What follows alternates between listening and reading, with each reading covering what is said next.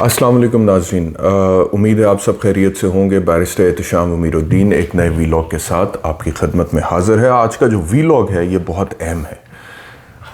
रियासत पाकिस्तान के जो कुछ बुनियादी मसाइल हैं जिसकी वजह से मुल्क तरक्की नहीं कर सका पिछले 75-76 सालों में, और जो विज़न था इसके फाउंडर्स का, जो विज़न था उन लोगों का जिन्होंने इसके लिए कुर्बानियाँ दी थी, वो विज़न अचीव नहीं किया जा सका। आज के वीलॉग में उसकी बुनियादी वजह क्या है कि वो विज़न क्यों नहीं अचीव किया जा सका और क्या प्रॉब्लम हुई पाकिस्तान के साथ, और जो अभी तक परसिस्ट करती है और वो पाकिस्तान की जड़ों में इस तरह से बैठ गई है कि उन जड़ों को खोखला कर रही है और उसको एड्रेस करने का किसी के पास टाइम नहीं है, और अगर टाइम है तो नीयत नहीं है, और अगर नीयत है तो एबिलिटी नहीं है, और अगर एबिलिटी है तो उसको करने ही नहीं दिया जाता। ये बुनियादी तौर पे मसला है पाकिस्तान के साथ। वो वजह क्या है? वो वजह बहुत बड़ी वजह, बहुत बड़ी बुनियादी वजह, मैं ये नहीं कह रहा कि ये वाहिद एक वजह है, लेकिन बहुत बड़ी बुनियादी वजह करप्शन है। ठीक है जी। और पूरा निज़ाम जो है उस करप्शन की लपेट में है, और वो करप्शन जो है उसके हवाले से ट्रांसपेरेंसी इंटरनेशनल ने 2023 का अपने सर्वे की रिपोर्ट दी है। बड़ी दिलचस्प है। बताया गया है कि पाकिस्तान का कौन सा इदारा सबसे ज़्यादा करप्ट है, दूसरे नंबर पर कौन सा है उनके सर्वे के मुताबिक, तीसरे पर। एक तो वो आपको लिस्ट बताऊंगा, उसके बाद कुछ इंपॉर्टेंट स्टेटिस्टिक्स उन्होंने दिए हैं वो आपको बताऊंगा, और उससे अंदाज़ा होगा कि सोसाइटी किस कदर खोखली है। जो शख्स पाकिस्तान में रह रहा है, पाकिस्तानी सोसाइटी का हिस्सा है, उसके लिए कितनी प्रॉब्लम्स हैं। अगर वो एक आम शहरी है, उसके पास रिश्वत देने के लिए पैसे नहीं है और उसके पास सिफारिश नहीं है, लेकिन अगर उसके पास पैसा है, उसके पास सिफारिश है, तो फिर वो कुछ भी कर सकता है पाकिस्तान के अंदर। अच्छा, अब मैं साथ साथ आपको नंबर गेम बताता हूँ और साथ साथ फिर इसके ऊपर तज्जिया भी देते जाएंगे। ट्रांसपेरेंसी इंटरनेशनल पाकिस्तान सर्वे 2023 के मुताबिक जो सबसे ज़्यादा करप्ट इदारा है पाकिस्तान में, पहले नंबर पे वो पुलिस है। अच्छा, एक चीज़ मैं और आपसे अर्ज़ करूं कि इस सर्वे के अंदर मैं 100% इससे एग्री नहीं करता, और एग्री किस तरह से नहीं करता कि जो बातें इन्होंने कही हैं कि पाकिस्तान में इतनी करप्शन है, मेरे ख्याल में उससे भी ज़्यादा है। और वो जो इन्होंने सैंपल लिया है वो सैंपलिंग एरर इस तरह से तो हो सकता है कि जितनी करप्शन है उस करप्शन का इजहार ना हो सके इस सर्वे में, लेकिन इस तरह से नहीं हो सकता सैंपलिंग एरर के करप्शन कम थी और ज़्यादा बता दी। जो मेरी अपनी personal observation as an individual, as a Pakistani है, उसमें मेरे ख्याल में करप्शन उससे ज़्यादा है। और फिर कुछ जगह ऐसी हैं जहाँ पे आपको पता है कि होली का उसका मुक़द्दस गाँवों का तस्वुर है, और वहाँ पे ट्रांसपेरेंसी इंटरनेशनल जो है उसकी दस्तरस नहीं है कि वो बात कर सके या जिक्र कर सके कि सबसे ज़्यादा करप्शन किस पर्टिकुलर जगह पर हो रही है। तो उन जगहों को तो माइनस कर दिया जाता है ना इस तरह के सर्वे से। अगर कोई बोले भी तो उसको सर्वे की रिपोर्ट में शामिल नहीं किया जाता। तो उन सारी चीज़ों को जहन में रखते हुए आगे ये रिपोर्ट मैं आपसे शेयर करता हूँ। तो पहले नंबर पे ट्रांसपेरेंसी इंटरनेशनल पाकिस्तान कहती है कि पुलिस का इदारा है सबसे ज़्यादा करप्ट। दूसरे नंबर पर ठेके देने का शोबा है। ये जो ठेके कॉन्ट्रैक्ट्स दिए जाते हैं सड़कों का, अंडरपासेस का, ब्रिजेस का, इसमें बाकायदा तौर पर परसेंटेज चलती है, और शहबाज शरीफ के दौर में ये परसेंट है। आप किसी ठेकेदार से बात करें ना, प्रोफेशनल, तो जो हर दौर में ठेके लेने के दर पे होता है कि किसी तरह ठेके मिल जाए, तो वो आपको बताएगा। लेकिन कुछ ऐसे होते हैं जो कि बिल्कुल आप जो मर्ज़ी कह लें, जोर लगा लें, वो नहीं बोलते हैं। तो लेकिन कुछ ऐसे होते हैं कि जो आपको साफ साफ बता देते हैं कि मियाँ शहबाज साहब के दौर में इतने परसेंट चल रहा था जी, वो बुज़ार के दौर में इतना चल रहा था, मौजूदा दौर में इतना चल रहा है। तो ये बाकायदा तौर पर ज़बान ज़द-ए-आम होता है ये परसेंटेज। तो दूसरे नंबर पर ठेके देने और कॉन्ट्रैक्ट देने का शोबा है। तीसरे नंबर पर अदलिया, चौथे नंबर पर तालीम का शोबा, पाँचवें नंबर पर सेहत का शोबा, छठे नंबर पर लोकल गवर्नमेंट है, सातवें नंबर पर लैंड एडमिनिस्ट्रेशन और कस्टम्स है, आठवें नंबर पर एक्साइज एंड टैक्सेशन है। अच्छा, अब अदलिया में रिश्वत का औसत खर्च सबसे ज़्यादा 25,846 रुपये है। अच्छा, अब अपेरेंटली एक आम जो शख्स आपको ये रिपोर्ट प्रोवाइड करेगा, जो कि आम से मेरा मतलब है जिसका ताल्लुक अदलिया से बराह रास्त नहीं होगा या वो लीगल कम्युनिटी का हिस्सा नहीं होगा, तो वो आपको बताएगा देखें जी अदलिया में रिश्वत का औसत खर्च सबसे ज़्यादा 25,840 रुपये औसत खर्च है रिश्वत का अदलिया में, यानी कि अदलिया बहुत ज़्यादा करप्ट है या सबसे ज़्यादा करप्ट है। लेकिन मैं इसको किसी और तरीके से देखता हूँ। मैं एक वकील हूँ, मैंने 17 साल पाकिस्तान में वकालत की है। ये जो औसत खर्च आपको बताया जा रहा है ना अदलिया में 25,846 रिश्वत लेने का, इसमें बहुत सारी रिश्वत ऐसी है जो कि अदलिया में लोअर लेवल पे ट्रायल कोर्ट में होती है। मिसाल के तौर पे जो रीडर है उनका वो अपना ये हक समझते हैं कि तारीख़ आपने लेनी है कि यार मुझे तारीख़ चाहिए, मतलब कि वो चाहे वैसे ही चाहिए हो, जज साहब भी छुट्टी पे हों, आपको नहीं तारीख चाहिए, डिलेइंग टैक्टिक के तौर पे नहीं चाहिए, तो वो ये समझते हैं कि यार उसकी जेब में कोई थोड़े बहुत 500-1000 रुपये आप डाल दें। ये इस तरह से रीडर्स अपना हक समझते हैं और देने वाले अपना फ़र्ज समझते हैं।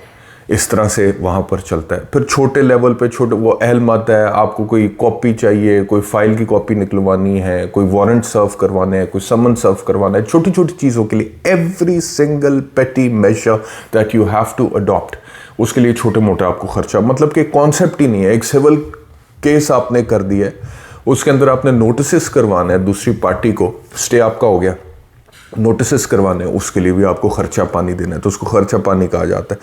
मैं ये समझता हूँ कि ये रिश्वत नहीं होनी चाहिए, लेकिन इसकी बुनियादी वजह यह है कि वो लोग जो रिश्वत ले रहे होते हैं 500, 1000, 1500, वो अगर आप उनकी तनख्वाहें देखें तो उन तनख्वाहों के अंदर उनका अपने घर का खर्चा पूरा नहीं हो सकता। वो अपने बच्चों को एक डिसेंट लाइफस्टाइल, तालीम, खाने पीने के लिए डिसेंट, अपने बूढ़े माँ बाप के लिए कुछ भी नहीं कर सकते हैं, सेहत की सहूलियात वगैरह। और आप देखें, शर्म की बात यह है कि ये रिपोर्ट में आएगा कि सबसे ज़्यादा, मिसाल के तौर पे KPK में जो औसत रिश्वत सबसे ज़्यादा दी जाती है वो 1,62,000 रुपये है, पंजाब में 21,186 है, और सबसे ज़्यादा पुलिस को पंजाब में दी जाती है। बलूचिस्तान में सबसे ज़्यादा सेहत की सहूलत लेने के लिए दी जाती है।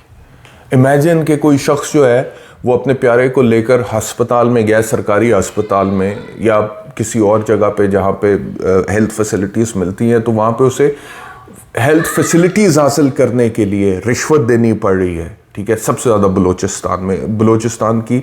बहरहाल, कमिंग बैक टू जुडिशरी, तो ये जो छोटी रिश्वत लेते हैं 500, 1000, 1500, इनका घर का खर्चा चल नहीं सकता। ये रीडर का, ये अहलमद का, ठीक है, ये जो दरबान खड़ा होता है बाहर अदालत के, उन लोगों का, आप कोई केस जीत जाते हैं, बाहर निकलते हैं, वो सलाम करते हैं, सर मुबारक हो, तानू मुबारक देनी सी, ये वो, तो वो जिसने फिर उनको देनी हो वो उनको दे देता है 500, 1000 रुपये, तो उनका खर्चा नहीं चलता इसके बगैर। उनके लिए this is more of a tip kind of a thing, tip kind of a thing. Do you understand that?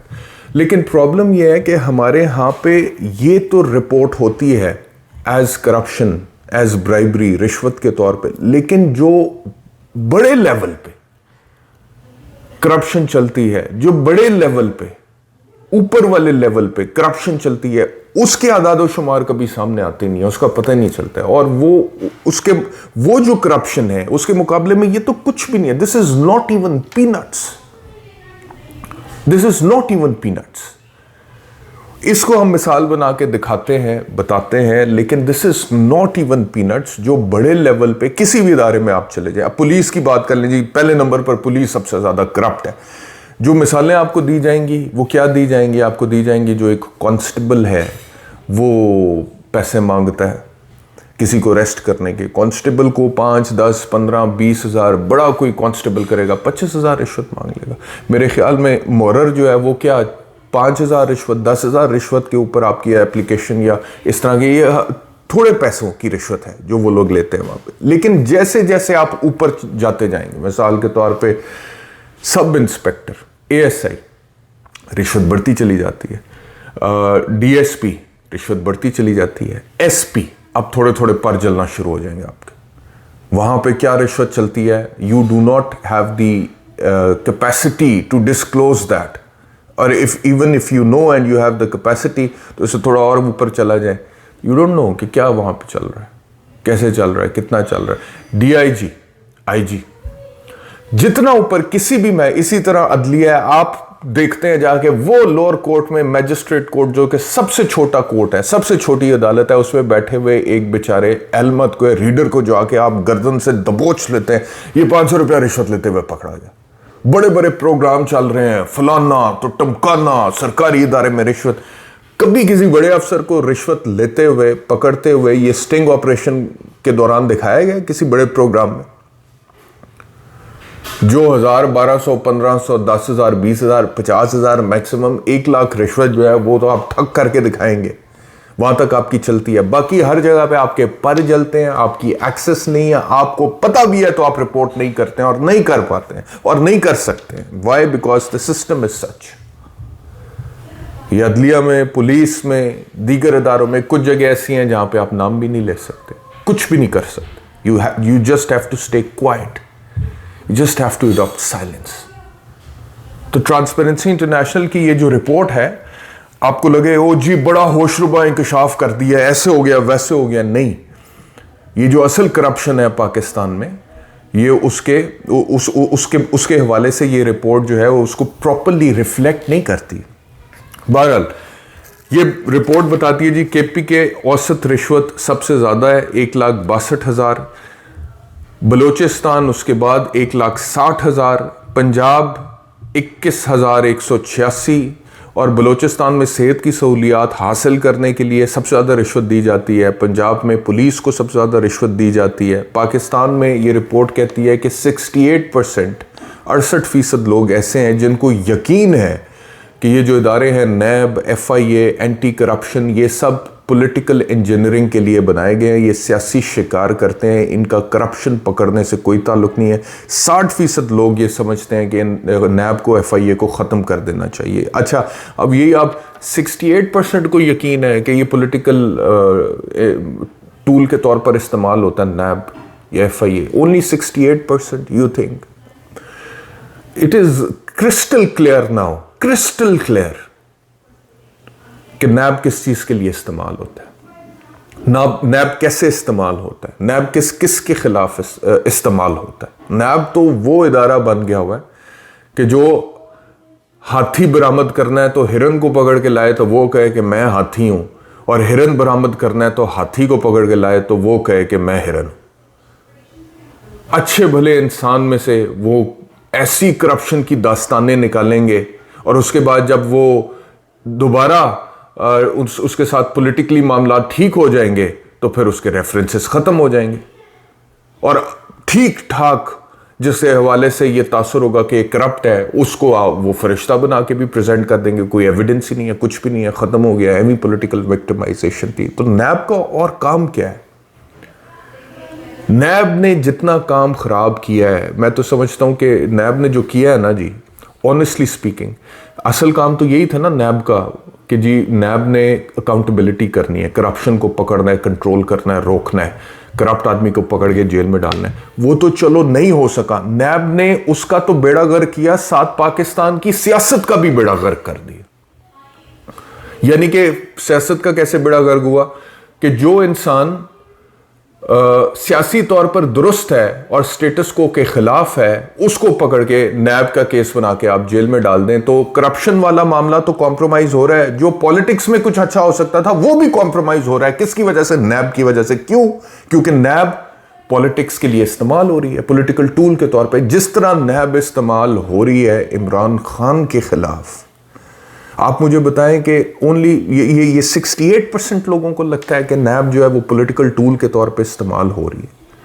More than 68%, almost 90% लोगों को जिनसे मैं मिलता हूं, मैं तो जिनसे मिलता हूं उनमें तो 90% से भी ऊपर काफ़ी लोग चले जाते हैं। लेकिन मेरा ख्याल ये है, मैं अगर सैम्पलिंग एरर करूं, अच्छा, और मैं ये भी बता दूं कि ट्रांसपेरेंसी इंटरनेशनल पाकिस्तान ने सिर्फ 1600 लोगों को इंटरव्यू किया इस सर्वे के लिए, जिसकी बुनियाद पे वो आपको बता रहे हैं कि 68% लोगों ने कहा है कि नैब सियासी शिकार के तौर पे इस्तेमाल किया जाता है, सियासी शिकार को पकड़ने के लिए। तो 1600 में से तकरीबन जो है 1600 शहरी थे और टोटल, और हर सूबे में से 400 अफराद थे जिनको इंटरव्यू किए गए। उनके जवाबों की बुनियाद पे स्टेटिस्टिक्स आए हैं और 13 अक्टूबर से 21 अक्टूबर के दरमियान 2023 से डेटा कलेक्ट किया गया, तो only 1600 people out of a population of 25 crore, 24-25 crore लोगों में से 1600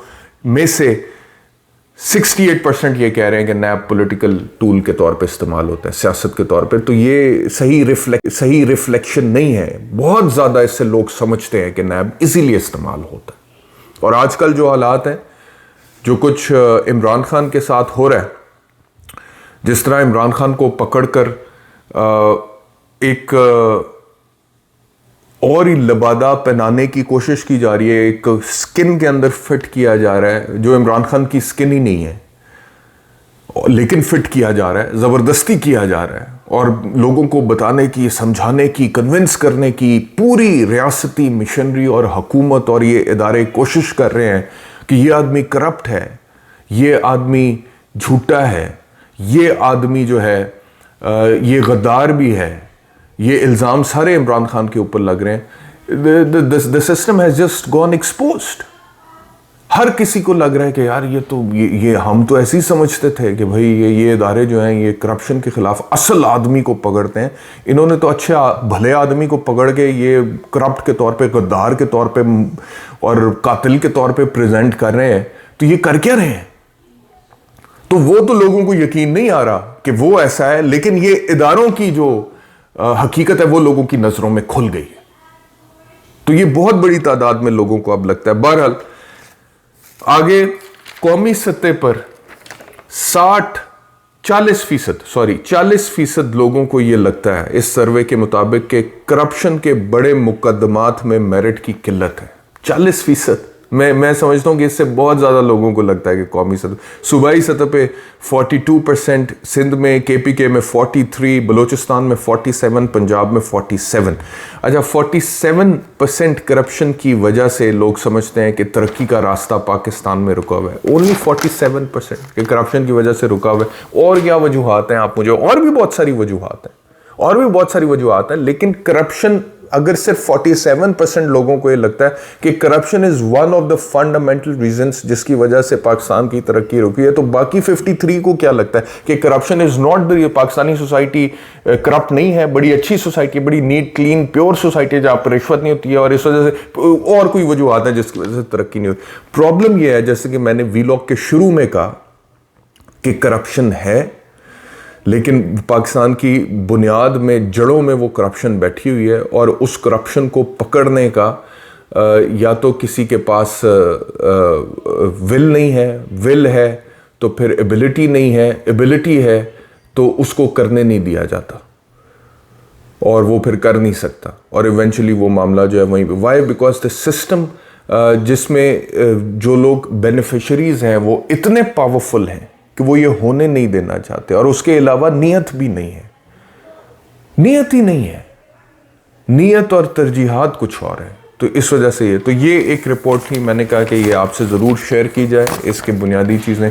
इसके अलावा बिलावल भुट्टो ने क्या कहा है ये भी आपको बता देते हैं। बिलावल भुट्टो साहब क्या है?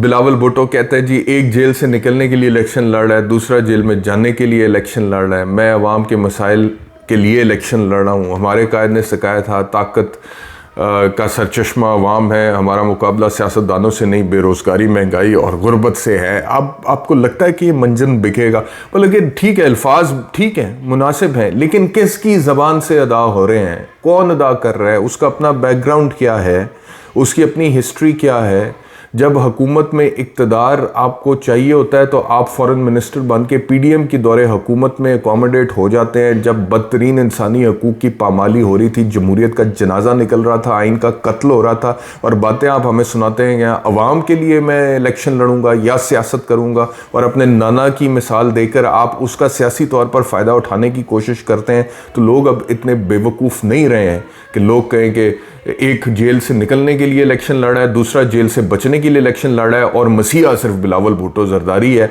और अगर कोई इतना बेवकूफ़ बनता है तो वो उसको मुबारक हो। हम जैसे लोगों को तो नहीं समझ आता है, और बहुत सारे लोगों को ये नहीं समझ आता है, और अब तो मतलब कि पढ़ने का भी दिल नहीं करता कई दफ़ा कि क्या ये पढ़ के सुनाएं, इतनी इररिलेवेंट सी चीज़ लगती है।